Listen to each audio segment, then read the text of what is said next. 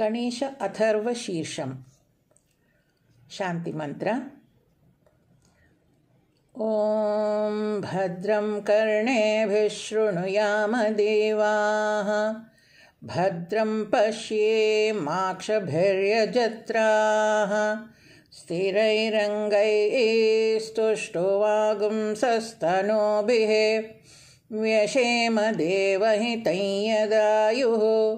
स्वस्ति न इन्द्रो वृद्धश्रवाः, स्वस्ति नः पूषा विश्ववेदाः, स्वस्ति नस्तार्क्ष्यो अरिष्टनेमिः, स्वस्ति नो बृहस्पतिर्दधातु। ॐ शान्तिः शान्तिः शान्तिः।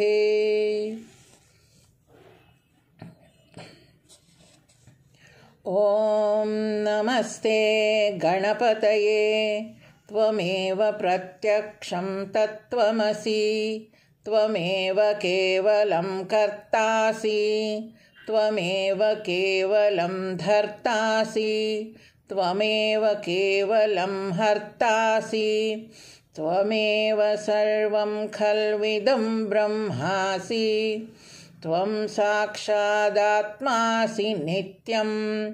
ऋतं वच्मि सत्यं वच्मि, अवत्वं माम् अववक्तारम् अवश्रोतारम् अवदातारम् अवधातारम् अवानोचानमवशिष्यम् अवपश्चात्तात् अवपुरस्तात् अवोत्तरात्तात् अवदक्षिणात्तात् अवचोर्ध्वात्तात् अवाधरात्तात्। सर्वतो मां पाहि पाहि समन्तात्।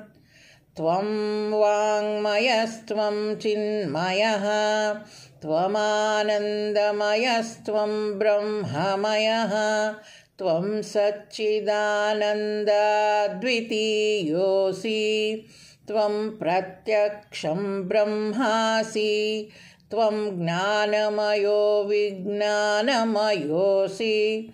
सर्वं जगदिदं त्वत्तो जायते, सर्वं जगदिदं त्वत्तस्तिष्ठति, सर्वं जगदिदं त्वयि लयमेष्यति, सर्वं जगदिदं त्वयि प्रत्येति।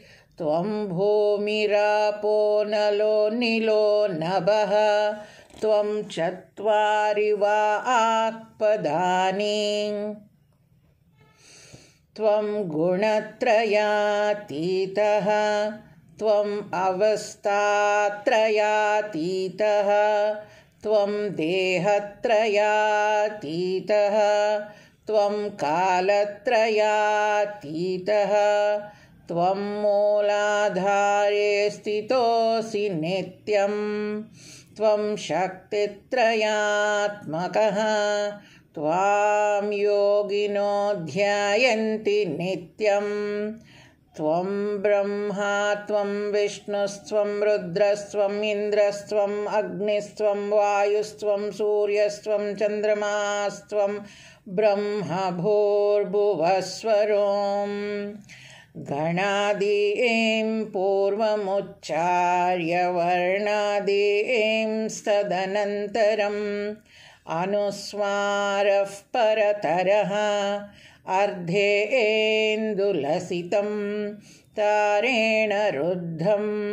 एतत्तव मनुस्वरूपं गकारः पूर्वरूपम् अकारो मध्यमरूपम् अनुस्वारश्चान्त्यरूपं बिन्दुरुत्तररूपं।